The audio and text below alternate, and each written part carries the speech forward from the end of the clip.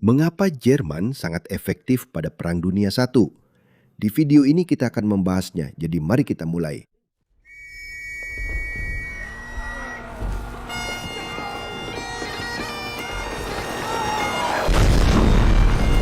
Pada tahun 1914, Perang Dunia Pertama dimulai.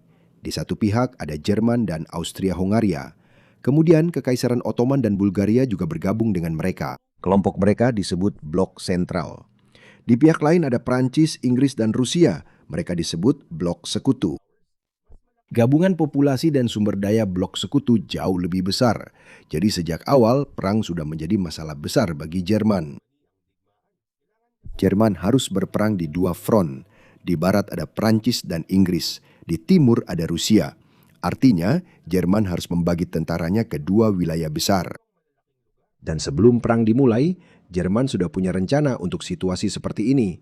Mereka ingin mengalahkan Prancis dengan cepat sebelum Rusia bisa mengerahkan seluruh kekuatan tentaranya. Jadi pada tahun 1914, sebagian besar tentara Jerman dikirim ke barat untuk menyerang Prancis. Tapi Rusia bergerak lebih cepat dari yang diharapkan oleh Jerman.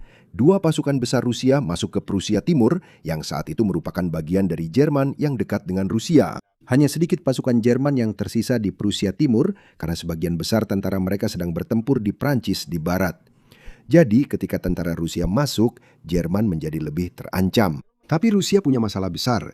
Komunikasi antara dua pasukan Rusia tidak berjalan dengan baik. Ada juga pesan radio yang terdeteksi dan diketahui oleh Jerman. Karena hal ini, para komandan Jerman mengetahui rencana mereka. Dan mereka berhasil menghadapi pasukan-pasukan itu satu per satu. Pada bulan Agustus 1914, terjadi pertempuran Tannenberg. Operasi ini dipimpin oleh para komandan Jerman, yaitu Paul von Hindenburg dan Erich Ludendorff. Pasukan Jerman mengepung sebagian besar Angkatan Darat Kedua Rusia. Ini adalah kekalahan besar bagi Rusia. Ribuan tentara Rusia tewas dan terluka, dan banyak juga yang ditangkap oleh Jerman. Karena hal ini, hampir seluruh Angkatan Darat Kedua Rusia musnah. Komandannya, Jenderal Alexander Samsonov, bunuh diri setelah kekalahan tersebut. Setelah pertempuran Tannenberg, Jerman menghadapi satu lagi Angkatan Darat Rusia di Prusia Timur. Mereka juga berhasil mengalahkannya dan memaksa pasukan Rusia mundur. Namun itu tidak berarti Rusia langsung kalah dalam perang. Kekaisaran Rusia sangat besar dan masih memiliki banyak tentara. Pertempuran di front timur berlanjut selama beberapa tahun.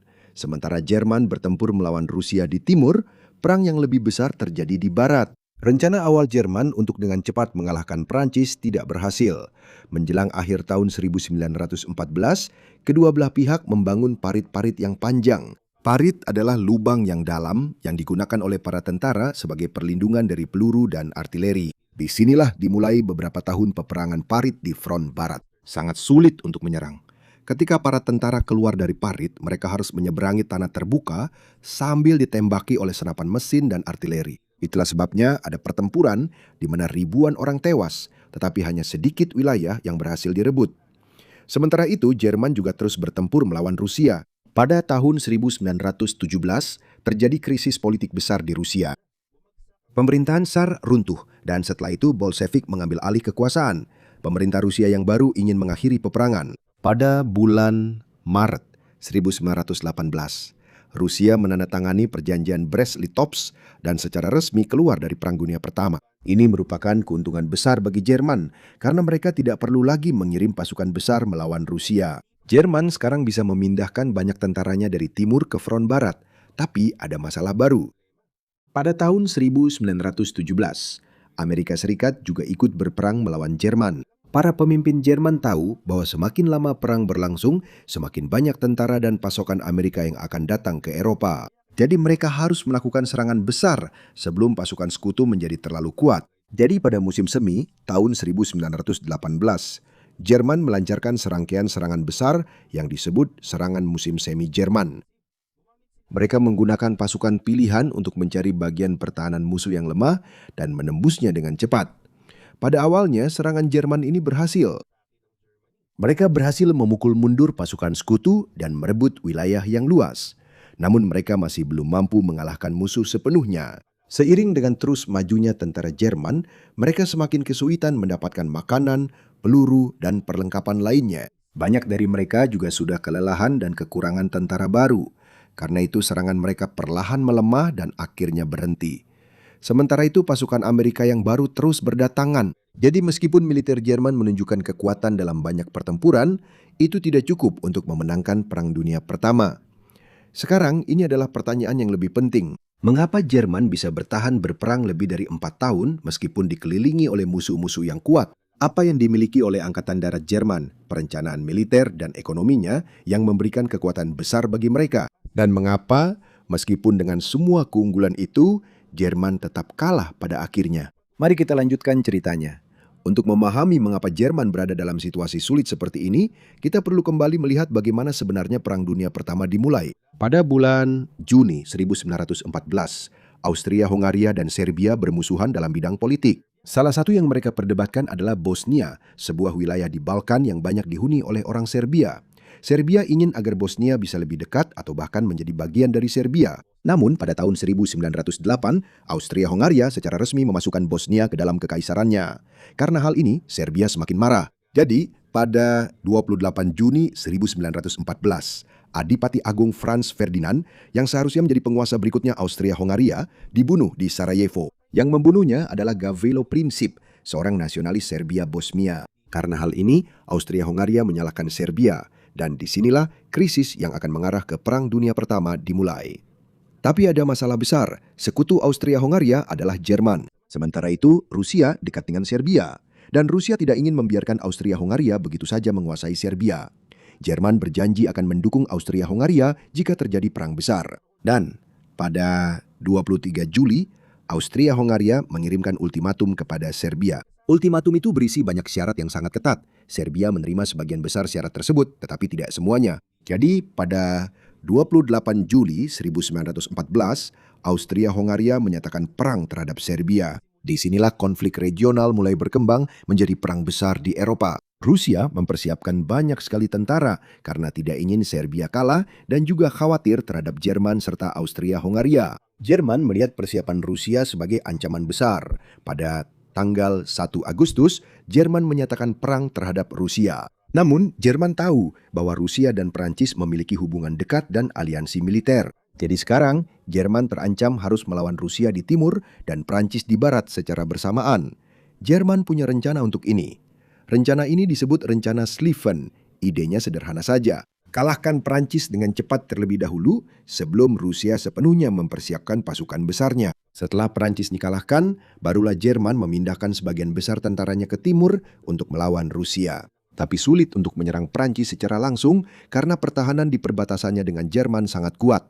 Jadi Jerman memutuskan untuk melewati Belgia. Belgia adalah negara netral dan tidak ingin terlibat dalam perang. Jerman meminta izin agar tentaranya bisa melewati wilayah Belgia, tapi Belgia menolak. Akhirnya, Jerman menyerang Belgia. Ini adalah keputusan besar karena Inggris memiliki perjanjian untuk melindungi netralitas Belgia. Ketika Jerman menolak untuk keluar dari Belgia, Inggris juga menyatakan perang terhadap Jerman. Alih-alih hanya melawan Prancis dan Rusia, Jerman sekarang juga harus menghadapi Imperium Britania. Pada awalnya, tentara Jerman bergerak maju dengan cepat. Mereka melewati Belgia dan masuk ke Prancis. Mereka mendekati Paris dan tampaknya mereka bisa dengan cepat mengalahkan Prancis. Namun pada bulan September 1914, mereka berhasil dihentikan oleh pasukan Prancis dan Inggris dalam pertempuran Marne pertama. Tentara Jerman terpaksa mundur. Disinilah rencana untuk dengan cepat mengalahkan Prancis benar-benar gagal. Sekarang Jerman harus menghadapi perang yang berkepanjangan di dua arah. Di barat, Jerman tidak bisa menembus jauh. Di timur, mereka harus terus melawan Rusia. Pada tahun 1915, Jerman lebih fokus di front timur. Bersama Austria-Hongaria, mereka melancarkan serangan besar-besaran terhadap Rusia. Tentara Rusia terpaksa mundur jauh dan banyak wilayah Rusia yang hilang. Namun hal itu masih belum cukup untuk benar-benar mengeluarkan Rusia dari perang. Jadi semakin lama Perang Dunia Pertama berlangsung, semakin penting pertanyaan tentang pihak mana yang akan kehabisan tentara, makanan, senjata, dan uang terlebih dahulu. Ini adalah masalah besar bagi Jerman karena gabungan musuh-musuhnya memiliki sumber daya yang lebih banyak. Ada satu lagi masalah besar. Britania menggunakan angkatan lautnya yang sangat kuat untuk memblokir banyak kapal yang menuju ke Jerman. Ini disebut blokade laut. Tujuannya adalah untuk mencegah Jerman mendapatkan makanan, bahan mentah, dan produk penting lainnya dari negara lain. Semakin lama blokade berlangsung, semakin dirasakan oleh warga Jerman biasa. Namun sebelum masalah di dalam Jerman benar-benar memburuk, Jerman terlebih dahulu mencoba melakukan terobosan besar di Prancis. Pada Februari 1916, Jerman menyerang Verdun. Verdun sangat penting bagi Prancis, jadi Jerman tahu bahwa tentara Prancis akan mempertahankannya. Rencana Jerman adalah memaksa Prancis mengirim banyak tentara ke sana sampai kekuatan mereka habis. Namun Prancis tidak menyerah. Pertempuran Verdun berlangsung selama berbulan-bulan dan menimbulkan banyak korban di kedua belah pihak. Pada akhirnya, Jerman tidak mendapatkan kemenangan besar yang mereka inginkan. Sementara pertempuran Verdun berlangsung, Inggris dan Prancis sedang mempersiapkan serangan besar mereka sendiri. Pada Juli 1916, dimulailah pertempuran Somme. Sekali lagi, jumlah korban tewas dan terluka sangat besar. Namun sekutu juga tidak berhasil menembus jauh. Dalam pertempuran di Verdun dan Somme, sangat banyak tentara yang tewas atau terluka. Namun, hanya sedikit wilayah yang berhasil direbut oleh kedua belah pihak. Sementara pertempuran terus berlangsung di barat, Jerman menghadapi masalah baru di timur. Pada Agustus 1916, Rumania bergabung dalam perang melawan Blok Sentral. Rumania berharap bisa mendapatkan wilayah dari Austria-Hongaria. Namun, Jerman dan sekutunya dengan cepat membalas. Dalam beberapa bulan saja, sebagian besar tentara Rumania dikalahkan dan Bukares, ibu kota Rumania, diduduki. Hal ini penting bagi Jerman karena Rumania memiliki minyak dan banyak produk pertanian. Namun meskipun Jerman meraih beberapa kemenangan, masalah di Austria-Hongaria justru semakin memburuk. Pada tahun 1916, Rusia melancarkan serangan besar-besaran terhadap Austria-Hongaria yang disebut Ofensif Brusilov. Kerusakan yang ditimbulkan pada tentara Austria-Hongaria sangat besar. Jerman pun terpaksa mengirim lebih banyak tentara dan perlengkapan untuk membantu sekutunya. Artinya, Jerman tidak hanya harus memikirkan perangnya sendiri. Jerman juga harus membantu Austria-Hongaria ketika mereka kesulitan. Sementara semua ini terjadi, kehidupan masyarakat semakin memburuk di Jerman. Karena blokade Inggris dan masalah panen, makanan menjadi semakin langka. Pada musim dingin, tahun 1916 hingga 1917, kekurangan makanan menjadi sangat parah. Kentang kurang, sehingga banyak orang terpaksa makan lobak sebagai makanan pokok. Masa ini disebut musim dingin lobak. Tapi bukan berarti semua orang benar-benar hanya makan lobak saja. Namun, nama itu menunjukkan betapa parahnya kekurangan makanan saat itu. Banyak keluarga yang tidak punya cukup makanan. Karena hal ini, tubuh banyak orang menjadi lemah dan kemarahan terhadap pemerintah serta perang yang terus berlangsung pun meningkat. Pada tahun 1917, terjadi pemogokan dan protes di beberapa kota Jerman. Banyak pekerja menuntut lebih banyak makanan, upah yang lebih baik, dan diakhirinya perang. Para pemimpin Jerman tahu bahwa akan sulit untuk menang jika situasinya terus seperti ini. Karena itu, mereka mengambil resiko yang sangat besar. Jerman memutuskan untuk menggunakan kapal selam atau U-boat secara lebih luas terhadap kapal-kapal yang menuju ke Inggris. Tujuannya adalah memutus pasokan ke Inggris agar mereka terpaksa menyerah.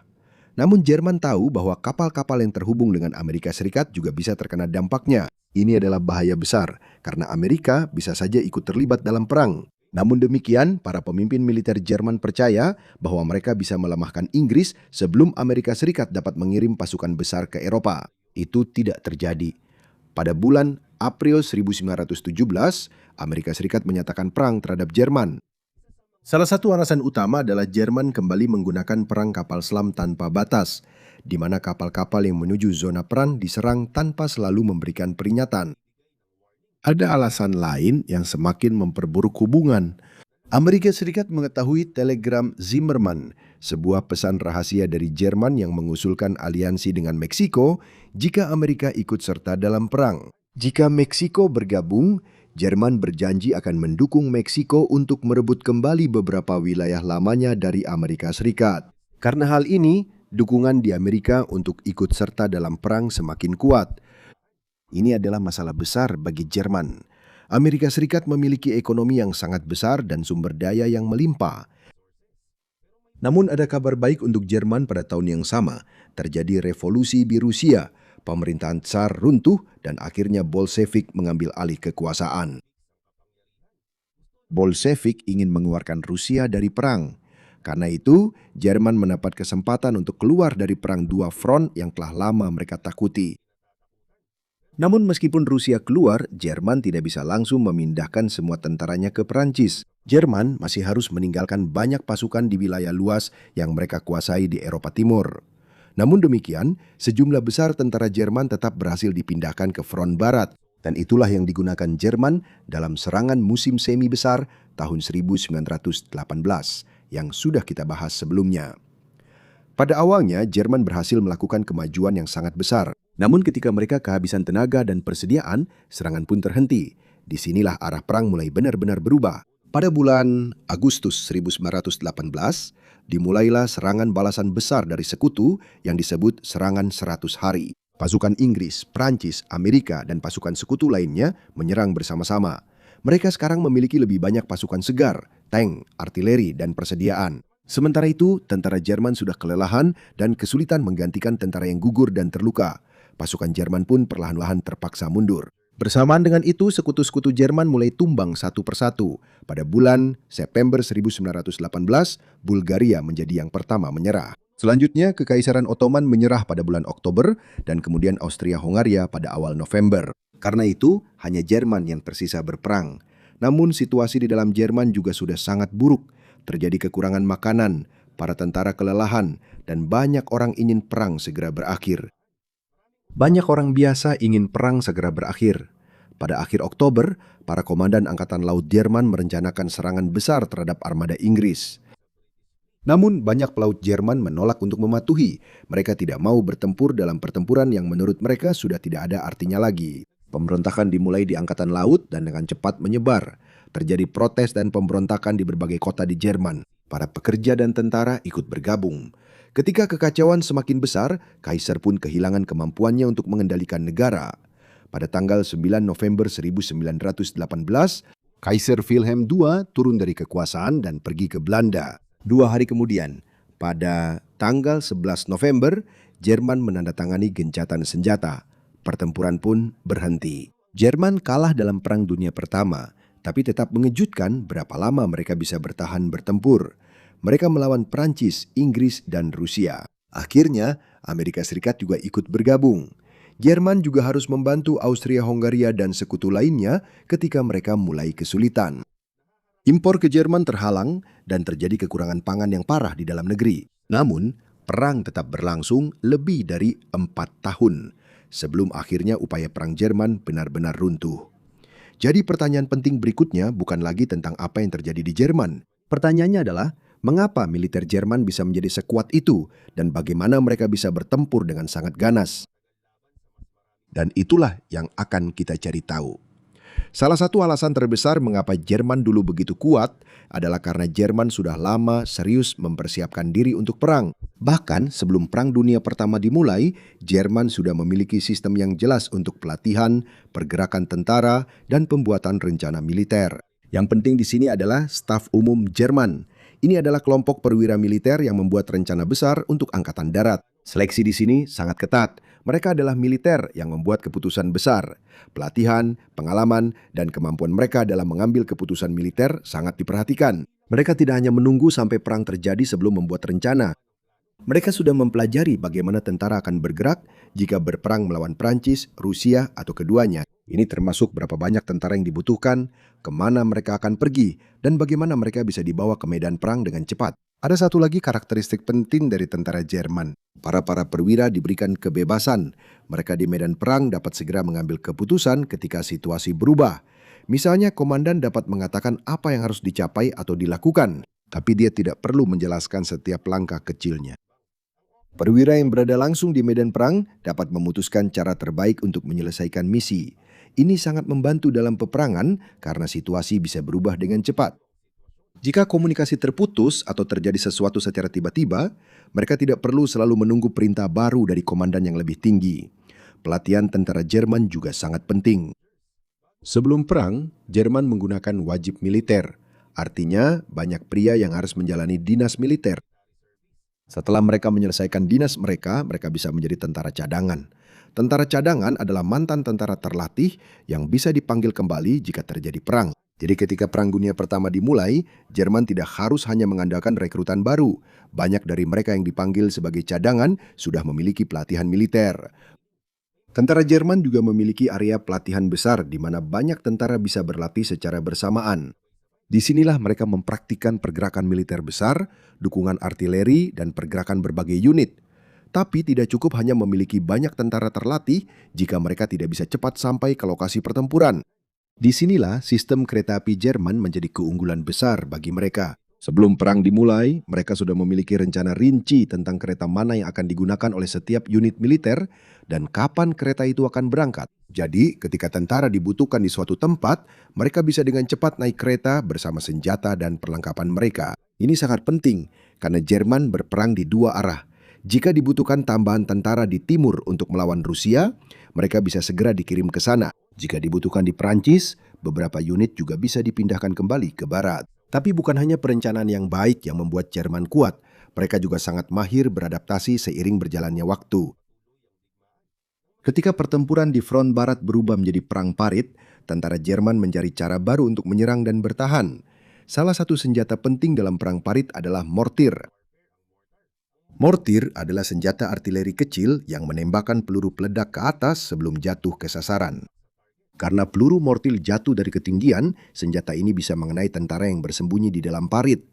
Beberapa mortir juga lebih kecil dibandingkan meriam artileri besar, sehingga lebih mudah dibawa ke garis depan. Jerman juga secara luas menggunakan artileri berat. Mereka memiliki meriam besar yang dibuat untuk menghancurkan benteng-benteng yang kuat. Pada awal perang, artileri berat menjadi sangat penting ketika Jerman menyerang Belgia. Belgia memiliki benteng-benteng kuat yang seharusnya bisa menghentikan kemajuan Jerman. Namun Jerman menggunakan meriam artileri yang sangat besar untuk menghancurkan beberapa benteng ini. Seiring berjalannya perang, Inggris dan Prancis juga belajar dan membuat artileri mereka sendiri yang lebih baik. Jadi keunggulan ini tidak lagi dimiliki oleh Jerman. Namun taktik Jerman juga cepat berubah. Salah satu masalah yang mereka temukan adalah terlalu banyak tentara yang tewas ketika mereka bersikeras mempertahankan parit pertama meskipun artileri musuh sangat kuat. Jadi mereka membuat pertahanan yang lebih fleksibel. Alih-alih menempatkan semua tentara di garis depan, pertahanan dibagi menjadi beberapa bagian. Hanya sedikit tentara di depan. Tugas mereka adalah memperlambat dan mengacaukan musuh. Di belakangnya ada pertahanan yang lebih kuat dengan senapan mesin, artileri, dan lebih banyak tentara. Ada juga pasukan cadangan yang menunggu di tempat yang lebih aman. Ketika musuh berhasil menembus garis depan, itu tidak berarti Jerman langsung kalah. Mereka akan membiarkan pasukan penyerang kelelahan dan melemah terlebih dahulu. Setelah itu, pasukan cadangan akan digunakan untuk melakukan serangan balik. Ini disebut pertahanan berlapis atau pertahanan elastis. Secara sederhana, tidak perlu mempertahankan setiap meter tanah sampai mati-matian. Yang lebih penting adalah menjaga agar pasukan tetap utuh dan menyerang musuh pada waktu yang tepat. Cara ini terbukti efektif dalam pertempuran pada akhir Perang Dunia Pertama. Jerman juga menciptakan cara baru dalam menyerang. Disinilah yang disebut Stormtroopers menjadi sangat penting. Stormtroopers adalah tentara Jerman yang dilatih secara khusus, yang digunakan untuk serangan-serangan yang sulit. Alih-alih langsung mengirim banyak tentara ke pertahanan musuh yang kuat, Stormtroopers mencari bagian-bagian yang lemah. Jika ada posisi senapan mesin yang kuat dan sulit direbut, mereka tidak perlu langsung mengorbankan banyak tentara di sana. Mereka bisa melewatinya dan masuk ke bagian pertahanan yang lebih lemah. Setelah itu, mereka akan menghancurkan komunikasi, posisi artileri, dan jalur suplai di belakang musuh. Ketika pertahanan sudah kacau, pasukan Jerman yang lebih besar akan menyusul.